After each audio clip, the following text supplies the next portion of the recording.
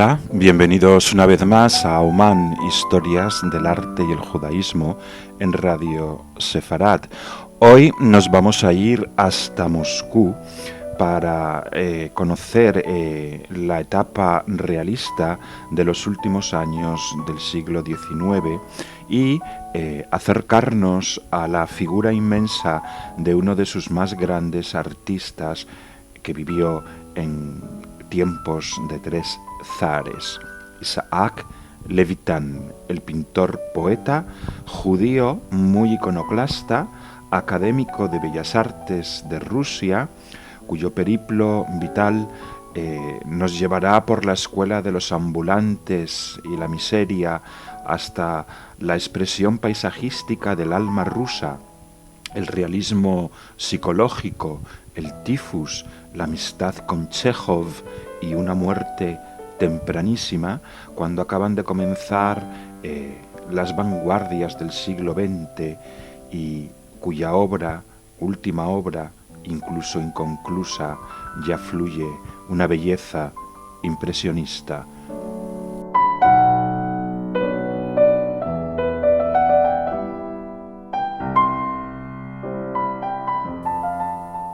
La fecha de nacimiento de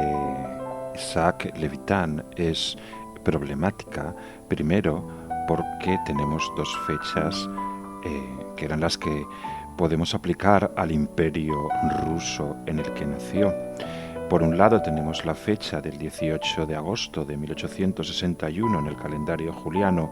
y por otro la fecha del 30 de agosto del mismo año 61 en el calendario gregoriano.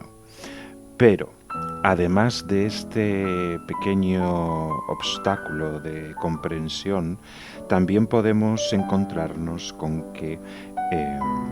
se lleva 5 meses con su hermano según los registros, y esto a los estudiosos les lleva a pensar dos cosas: o que Isaac Levitan era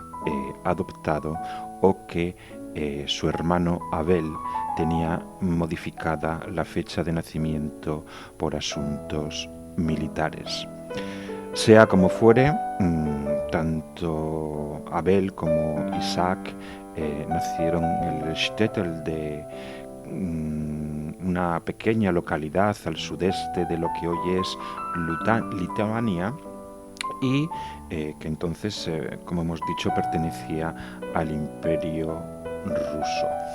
Él va a nacer 2 años antes de que se aplique en 1863 la prohibición de tener libros, periódicos e incluso que se enseñe en los colegios en lengua lituana. El zar Alejandro II era un ser que todavía estaba muy anclado en el antiguo régimen feudalista ruso y era el año de la reforma de la emancipación, una gran intensa, novedosa y arriesgada reforma política.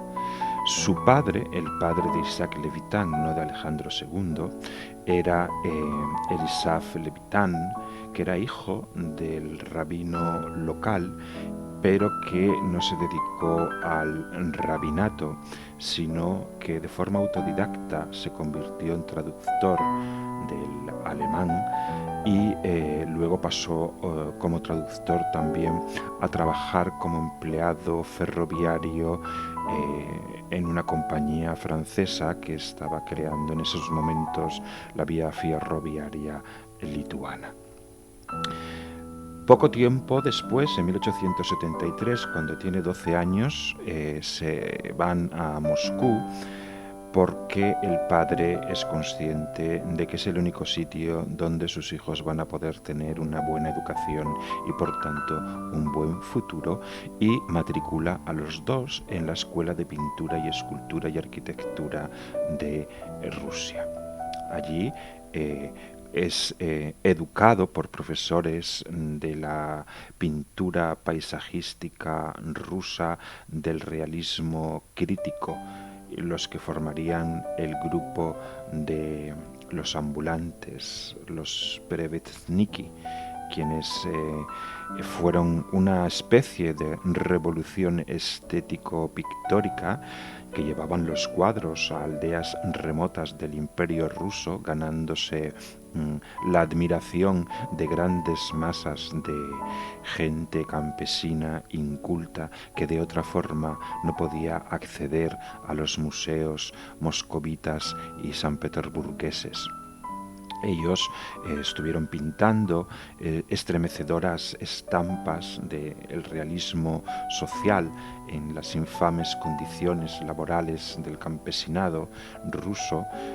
que entonces, como es de suponer, a nosotros nos espantarían. Esto está ocurriendo en un momento de la segunda mitad del siglo XIX, en el cual la pintura académica imperial está congelada, y nunca mejor dicho, en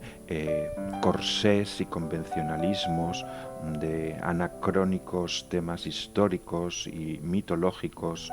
pero que, aunque tienen un altísimo valor técnico y de no pequeño valor pictórico, ya tienen escaso valor artístico, no tienen nada que decir.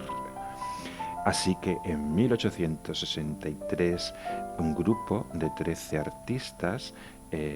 liderados por Iván Kranskoy crean la Sociedad de Exposiciones Ambulantes, los Perevetzniki. Y este deambular es el deambular de las obras por los pueblos, no ellos que fueran vagabundos. Y pretenden hacer converger los iconos de la Iglesia Ortodoxa rusa con el naturalismo, esta forma de realismo psicológico. Y al final la Academia Imperial se rendirá a sus pies, los denominará realismo ideológico y serán el precedente de la denuncia social de las vanguardias, aunque los Perevetzniki también luego se anclaron en la proscripción de las primeras vanguardias, como puede ser el modernismo, y también serían el precedente o el precursor, como lo queramos llamar, de la técnica de la pintura estalinística por exterior, que es el realismo socialista. Es en esta primera época, empezada en 1877, cuando Levitan tiene una primera exposición que es un éxito clamoroso, donde ocurre un hecho tristísimo, que es que tras el intento de asesinato del zar, los judíos son deportados de las grandes ciudades y aunque él pasa un tiempo viviendo con un hermano, por aclamación popular de los ambulantes, a él le hacen la excepción de dejarle regresar a Moscú. Y es entonces cuando conoce al mayor narrador de cuentos de la historia, Chejov.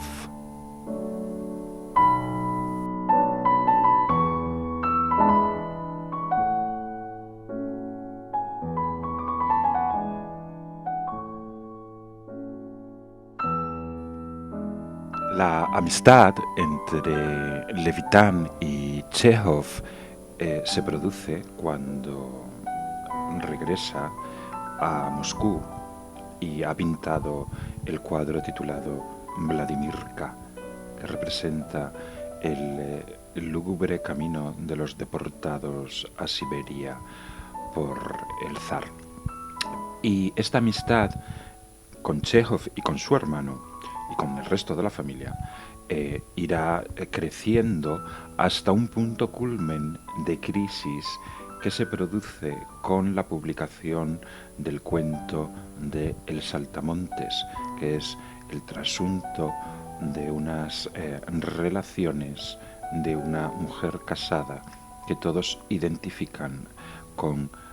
la amante extramarital de Levitan. Este pequeño encontronazo entre los dos grandes artistas rusos del momento es salvable y fortalece incluso la relación hasta el fin de los días de Levitan. Y es que resulta que esta personalidad humilde, hipersensible hasta la hiperestesia, tenía una especial emanación de encanto sobre el sexo femenino y se llegaban a crear incluso entuertos por celos entre hijas enamoradas hasta las trancas del amante de sus madres, que resultaban ser esposas de poderosos funcionarios en San Petersburgo. No obstante, Levitan nunca se casó, nunca tuvo hijos y vivió una vida azarosa y decimonónicamente romántica, con algún duelo, algún intento de suicidio. Pero esta hipersensibilidad de este artista le lleva a ser reconocido incluso hoy mismo como un artista que hace del paisaje una alegoría del estado anímico del propio pintor para provocar estados anímicos en el espectador del cuadro, lo que viene llamándose un diálogo entre el autor y el espectador, como puede ser entre el escritor y el lector, pues en la pintura también se da este tipo de diálogo. La pintura de este sentimiento telúrico del paisaje ruso como imagen de la idiosincrasia rusa es la cima del realismo decimonónico y se genera a través siempre de la representación de paisajes rurales, jamás urbanos y jamás con figuras humanas o figuras animales. Él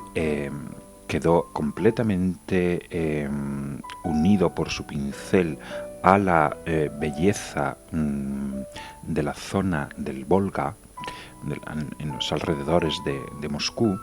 y ahí nos encontramos con que en la mayoría de sus cuadros aparece el agua, el símbolo de las emociones por excelencia, y nos encontramos así con grandes ríos, lagos, puentes, estanques y solamente una vez algo que en Rusia es muy abundante y que forma parte del ser del agua, la nieve. Toda esta capacidad de lirismo pictórico le valió formar parte de la Galería Tretiakov, el mayor depositario de las bellas artes rusas que haya podido haber y va a haber en el mundo. Y el periplo de Levitan concluye con una etapa final en la que empieza a cultivar el impresionismo, que es el que le lleva ya a una impresión enfermiza de su propio ser, porque él durante su vida contrae el tifus en 2 ocasiones y además eso le provoca problemas de corazón, y pasará el último año de su vida en Crimea junto a su gran amigo Chekhov, pintando una obra que quedó inconclusa, pero que incluso inconclusa emana una belleza impresionista impresionante. Él murió el 4 de agosto del año de 1900, habiendo pintado más de 1000 grandes cuadros y en su honor el planeta menor 3566 Levitán lleva su nombre, descubierto por una astrónoma rusa en 1979. En Tel Aviv se le dedicó una calle. Además, en Israel hay bastantes cuadros suyos de emigrantes judíos rusos, cuando en el resto del mundo prácticamente nadie se hacía eco de este realismo psicológico, naturalista, maravilloso, telúrico, en que las sutiles gradaciones de la luz solar se mezclan con finas capas de color en la penumbra, generando unos magníficos reflejos fluviales como espejos luminosos del alma rusa en sí misma, ni más ni menos. De hecho, en los años 80, los manuales de literatura en Rusia llevaban como portada El monasterio silencioso, una obra de 1890 que en Rusia es tomada como encarnación lírica del espíritu ruso, ni más ni menos. Isaac Levitán en Auman, Historias del arte y el judaísmo. En el próximo programa, como siempre, una historia distinta.